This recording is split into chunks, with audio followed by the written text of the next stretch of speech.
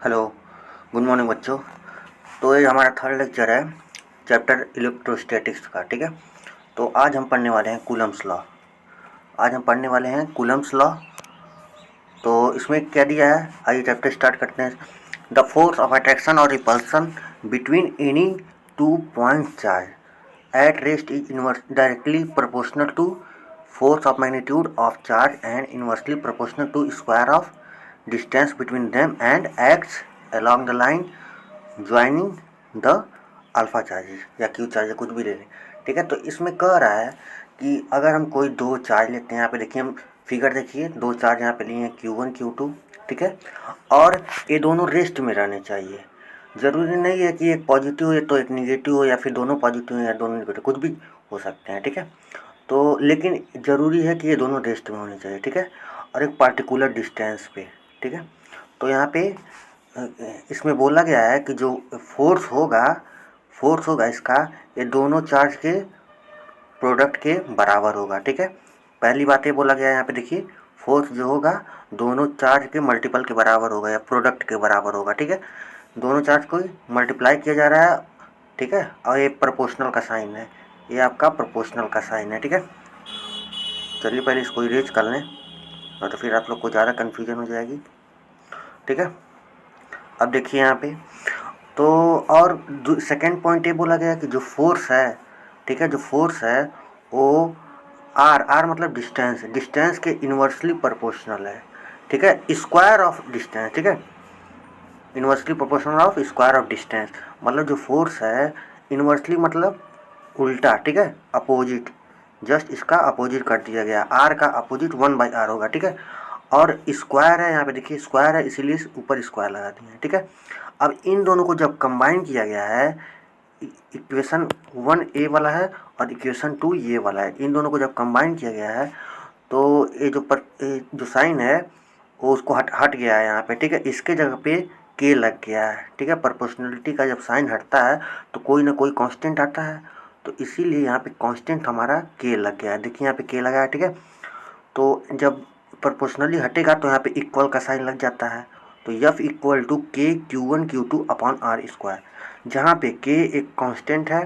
ठीक है, यहाँ पे देखिए लिखा गया है प्रोपोर्शनली कांस्टेंट, और Q1 फर्स्ट चार्ज है और Q2 सेकेंड चार्ज है, और आर स्क्वायर वही जो 1 अपॉन आर स्क्वायर है, इसी से मल्टीप्लाई किया गया है। ठीक है,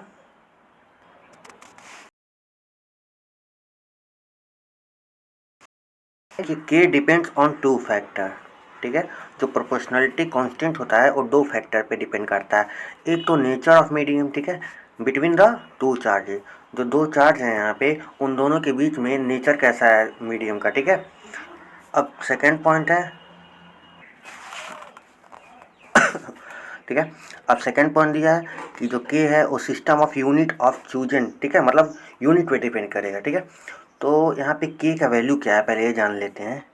के मतलब प्रोपोर्शनलिटी कांस्टेंट। ठीक है, इसका वैल्यू है 9 × 10⁹ newton metre square upon coulomb square. ठीक है, ऐसा यूनिट देखिए यहाँ पे। अब के का वैल्यू है या तो ये लिखिए 9 × 10⁹। ठीक है, अब के का ऐसा यूनिट है 1/4 पाई ई साइलेंट नॉट। ठीक है, इसको ई साइलेंट नॉट बोलते हैं। ठीक है, लेकिन इसमें इसको बोलते हैं परमिटिविटी ऑफ फ्री स्पेस, लेकिन जब पढ़ेंगे तो ई साइलेंट नॉट बोलेंगे। ठीक है, अब देखिए परमिटिविटी क्या होता है। ठीक है, परमिटिविटी क्या होता है, यहाँ पे देखिए, permittivity is the quantity that determines how for medium permit the electrical interaction between two charge body. ठीक है, बोल रहा है कि परमिटिविटी वह क्वांटिटी है अगर दो चार्ज हैं, ठीक है, उनके मीडियम में कितना इलेक्ट्रिकल इंटरेक्शन हो रहा है। ठीक है, अब ई नॉट मतलब परमिटिविटी। ठीक है, इसका वैल्यू होता है 8.854 × 10⁻⁻12 coulomb square upon newton metre square. ठीक है, तो कूलम थोड़ा समझ में आ गया। चलिए अब आगे बढ़ते हैं। अब केस 1, ठीक है, केस 1 यहाँ पे दिया है इन एयर और वैक्यूम और फ्री स्पेस। ठीक है, इसमें फोर्स कैसे कैलकुलेट करेंगे। ठीक है, किसी एयर में, वैक्यूम में या फ्री स्पेस में। ठीक है, तो यहाँ पे देखिए के का वैल्यू हमने पढ़ा है पीछे की 1/4 पाई ई साइलेंट नॉट है, और ये किसके बराबर है 9 × 10⁹ newton metre square upon coulomb square. ठीक है, तो वैक्यूम के लिए फोर्स क्या फार्मूला क्या होगा, FVAC मतलब फोर्थ इन वैक्यूम, ठीक है। इसका फार्मूला होगा force in vacuum equal to 1/4 pi epsilon not into Q1 Q2 upon are square, ठीक है। तो ये फर्स्ट केस हो गया। सेकेंड केस में क्या, in any medium dielectric medium, ठीक है। किसी भी मीडियम में या फिर यहाँ पे या तो डाई इलेक्ट्रिक मीडियम में, ठीक है। इसका फार्मूला क्या होगा किसी डाई इलेक्ट्रिक मीडियम में, के का वैल्यू यहाँ पे भी हम लोग पढ़ा गया है 1/4 पाई ई साइलेंट नॉट ई लगाया गया है यहाँ पे इक्वल टू ई का वैल्यू यहाँ पे epsilon naught E R लिखा गया है, ठीक है। फिर equal to 1/4 pi epsilon not K हो जाएगा, ठीक है। ई आर को देखिए यहाँ पे ई आर को डाई इलेक्ट्रिक कॉन्स्टेंट माना गया के, डाई इलेक्ट्रिक कॉन्स्टेंट को शॉर्ट फॉर्म में के लिखा गया है, ठीक है। इसीलिए यहाँ पे ई आर का वैल्यू के लगा दिया गया है, ठीक है। तो समझ में आ गया ना। अब देखिए एफ मीडियम मतलब डाई इलेक्ट्रिक मीडियम या any medium, force in any medium और dielectric medium is equal to 1/4 pi epsilon not के Q1 Q2 upon are square, ठीक है। तो यहाँ पे हम जान लेते हैं ई नॉट क्या है। ई नॉट तो हम लोग पहले ही बता चुके हैं कि परमिटिविटी ऑफ फ्री स्पेस है, और के मतलब डाई इलेक्ट्रिक कॉन्स्टेंट, ये डाई इलेक्ट्रिक कॉन्स्टेंट यहाँ पे देख सकते हैं। Q1 पहला चार्ज है, Q2 दूसरा चार्ज है अपॉन आर स्क्वायर, आर मतलब डिस्टेंस, ठीक है। और ई का वैल्यू यहाँ पे E equal to E dot E into E R, ठीक है। तो फोर्स इन मीडियम का सिंपल फार्मूला है force in medium equal to force in vacuum upon dielectric constant, K मतलब डाई इलेक्ट्रिक कॉन्स्टेंट, ठीक है। तो दो फार्मूला अभी तक हमने केस 1 में और केस 2 में दोनों पढ़ लिया है। एक वैक्यूम का है, वैक्यूम के ये ठीक है, फोर्स कैलकुलेट करने के लिए। तो पहले इसको इरेज कर लें, ठीक है। अब इसको आप नोट कर सकते हैं आराम से। अब चलिए आगे बढ़ते हैं। थर्ड यहाँ पे हम पढ़ेंगे इलेक्ट्रिकल परमिटिविटी होता क्या है, या फिर परमिटिविटी ऑफ द मीडियम, इन दोनों के बारे में पढ़ेंगे, ठीक है। एक ही है लेकिन या तो इसको इलेक्ट्रिकल परमिटिविटी बोलिए या फिर परमिटिविटी ऑफ द मीडियम बोलिए। It is a constant defined for all medium to know how far the medium permit the electrical interaction between the two है। बोला जा रहा है कि अगर दो चार्ज हैं, ठीक है, उसके बीच में कितना इंटरेक्शन हो रहा है, कितना इलेक्ट्रिकल इंटरेक्शन हो रहा है, ठीक है, और कितना परमिट किया जा रहा है, उसको हम इलेक्ट्रिकल परमिटिविटी बोलेंगे, ठीक है। परमिटिविटी मतलब परमिट करना, ठीक है। इलेक्ट्रिकल परमिटिविटी मतलब इलेक्ट्रिक परमिट करना, ठीक है। जितना हो रहा है किसी दो चार्ज बॉडी के बीच में, ठीक है, उसको हम इलेक्ट्रिकल परमिटिविटी बोलेंगे, ठीक है। सिंबल को ऐसे डिनोट करेंगे। इलेक्ट्रिकल परमिटिविटी का सिंबल ई है। Dimensional formula m-1 L⁻³ T⁴ A square, ठीक है। ये हमारा डायमेंशनल फार्मूला हो गया। Also called as absolute permittivity, इसको हम एब्सोल्यूट परमिटिविटी भी बोल सकते हैं, ठीक है। तो अब सेकेंड हम पढ़ेंगे रिलेटिव परमिटिविटी होता क्या है। रिलेटिव परमिटिविटी को हम ई आर से डिनोट करते हैं, या फिर हम डाई इलेक्ट्रिक कांस्टेंट भी बोल सकते हैं के, ठीक है। या फिर डाई इलेक्ट्रिक कांस्टेंट बोलिए या रिलेटिव परमिटिविटी बोलिए, बात एक ही हुई, ठीक है। तो इसको हम पढ़ेंगे the ratio of the permittivity of the medium. क्या बोला है, the ratio of permittivity of the medium to the permittivity of the free space is called relative permittivity और डाई इलेक्ट्रिक कांस्टेंट, ठीक है। तो इसको हम क्या बोलते हैं, रिलेटिव परमिटिविटी, और के को डाई इलेक्ट्रिक कांस्टेंट, दोनों ये बात एक ही हुई, ठीक है। तो इसका फार्मूला है परमिटिविटी ऑफ मीडियम, ई मतलब परमिटिविटी ऑफ मीडियम, ठीक है। और ई नॉट मतलब यहाँ पे क्या दिया है, परमिटिविटी ऑफ फ्री स्पेस, ठीक है। Permittivity of medium upon permittivity of free space को हम रिलेटिव परमिटिविटी बोलते हैं, ठीक है। तो चलिए अब नेक्स्ट बढ़ते हैं आगे। आगे यहाँ पे रिलेटिव परमिटिविटी और dielectric constant has no unit and dimension, ठीक है। रिलेटिव परमिटिविटी और या फिर डाई इलेक्ट्रिक कांस्टेंट के पास यूनिट नहीं होता है, ठीक है, और डायमेंशनल लेस होते हैं। सिंबल क्या है इलेक्ट्रिक परमिटिविटी या रिलेटिव परमिटिविटी का, ई आर और के, ठीक है, ये हमारा सिंबल है। अब वैक्यूम के लिए के का वैल्यू क्या, के का वैल्यू 1 लगाएंगे, ठीक है। वैक्यूम में के का वैल्यू 1 रहेगा, और किसी मेटल में के का वैल्यू इनफाइनाइट, और वाटर के लिए के का वैल्यू आप 80 लेंगे, ठीक है। तो यहाँ तक समझ में आ गया। तो इसको हम पहले हटा देते हैं। ठीक है। तो अब हम पढ़ेंगे Coulomb's law in vector form. अब हम पढ़ने वाले हैं Coulomb's law in vector form, ठीक है। इसमें भी वही सेम कूलम्स लॉ वाला फार्मूला यूज करके लाया गया है, लेकिन एक बात जान लीजिए कूलम्स लॉ में, यहाँ पे कूलम्स लॉ में हम एक चीज़ भूल गए, ठीक है। यहाँ पे आपके एग्जाम में तो ये मान लीजिए मल्टीपल चॉइस क्वेश्चन आ रहा है और ऑप्शन में ये नहीं है, इसके जगह पे कुछ और है। अब क्या दे सकता है इधर देखिए, ठीक है। इसमें वेक्टर बार लास्ट में पढ़ा देंगे उसको, तो अभी फालतू में टाइम ले रहा है, ठीक है। चलिए आगे इसके पढ़ते हैं, अब इसके पढ़ाने के बाद, ठीक है, इसको पढ़ाने के बाद हम बता देंगे। यहाँ पे देखिए कूलम्स लॉ इसी में ही बता देंगे, ठीक है। इसमें R1, ठीक है, R1 क्या है, डिस्टेंस 1 है, R2 डिस्टेंस 2 है, ठीक है। Q1 charge 1, Q2 charge 2, R12 मतलब distance of R1 with respect to 2, ठीक है। R21 मतलब यहाँ पे देखिए लिखा है, R21 यहाँ लिखा है distance of R2 with respect to 1, ठीक है। तो यहाँ पे हम फोर्स कैसे कैलकुलेट करेंगे, फोर्स ऑन Q1 Q2, ठीक है, Q1 ड्यू टू Q2, ठीक है। Force on Q1 due to Q2 F12 इसको बोलते हैं, ठीक है।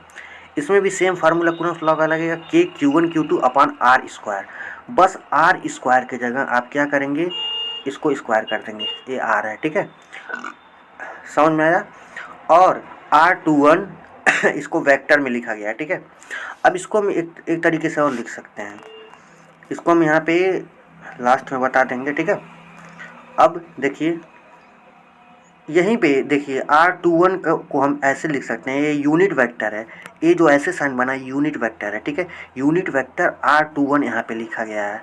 अब यूनिट वेक्टर R21 को हम लिख सकते हैं, देखिए यहाँ पे R वेक्टर 21 अपॉन R21, ठीक है, यहाँ से समझ में आ रहा है, ठीक है। यूनिट वेक्टर R21 को हम लिख सकते हैं R vector R21 upon R21 is equal to K Q1 Q2 upon R21 का क्यूब, ये दोनों मल्टीप्लाई हो गया, ठीक है, ये दोनों मल्टीप्लाई हो गया, इसीलिए यहाँ पे R21 क्यूब आ गया, ठीक है।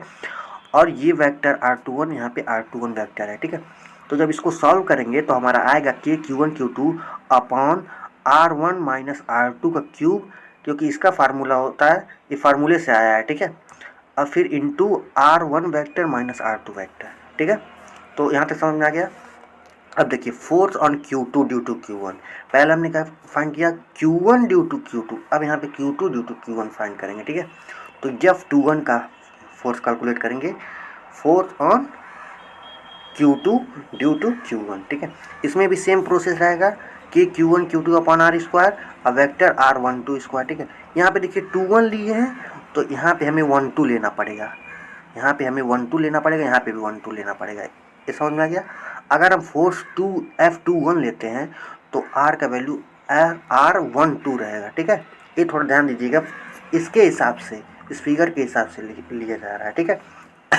तो फिर आगे हम जब बढ़ेंगे तो के Q1 Q2 अपॉन R12 का square into R12 upon R12 vector R12 upon R1, तो यहाँ पे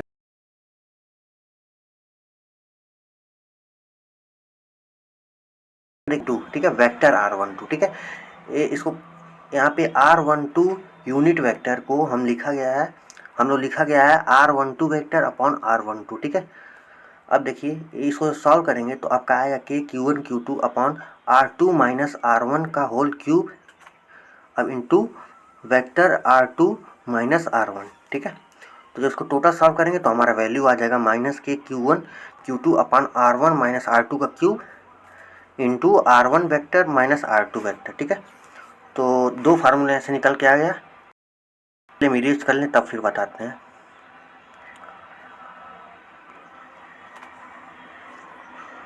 ठीक है। इसको आप लिख लीजिएगा, ठीक है। तो हमारा जो फार्मूला निकल के आ रहा है फोर्स ऑन Q1 Q2 के लिए ये निकल के आ रहा है, और force on Q2 due to Q1 के लिए ये निकल के आ रहा है, ठीक है। अब यहाँ पे देखिए F21 is equal to minus F, 1 2, मतलब ये जो फार्मूला आया है वो इसके बराबर है, ठीक है, ये दोनों बराबर है। क्योंकि यहाँ पे देखिए क्या लिखा है, this means that the two charge exert equal and opposite forces on each other so they obey Newton third of motion, ठीक है। ये दोनों बराबर फोर्स ऑब्जर्व करते हैं, ठीक है। तो इसीलिए हम इसको कह सकते हैं कि Coulomb's law obey Newton third law of motion, ठीक है। Coulomb's law obey Newton third law of motion, ठीक है, इसको याद रखिएगा। अब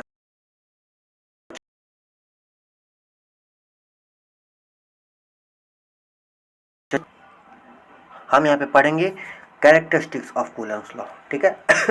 कैरेक्टरिस्टिक्स ऑफ कूलम लॉ, अभी तक हमने कूलम्स लॉ पढ़ा और Coulomb's law in vector form भी पढ़ा। वेक्टर फॉर्म में मतलब एक तरह से डायरेक्शन बताने के लिए हम वेक्टर कूलम्स लॉ यूज करते हैं, ठीक है। डायरेक्शन बताने के लिए हम Coulomb's law in vector form, ठीक है। अब कैरेक्टरिस्टिक्स, इसका कैरेक्टरिस्टिक्स क्या है,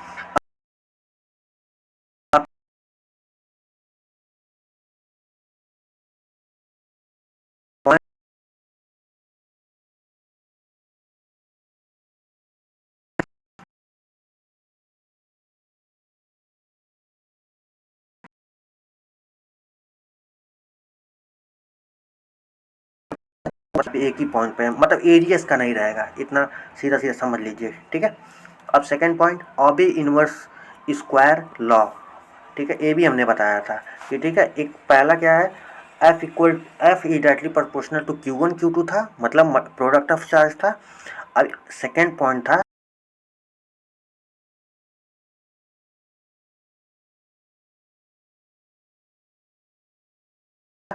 स्क्वायर ऑफ डिस्टेंस के, ठीक है। अब थर्ड कैरेक्टरिस्टिक क्या है, it is a long range force, ठीक है। ये दूर दूर फोर्स के लिए भी निकाली जा सकती है, ठीक है। जैसे चार्ज है, दूर कितने हो दूर रहे हैं उसका हम फोर्स यहाँ से निकाल सकते हैं, ठीक है।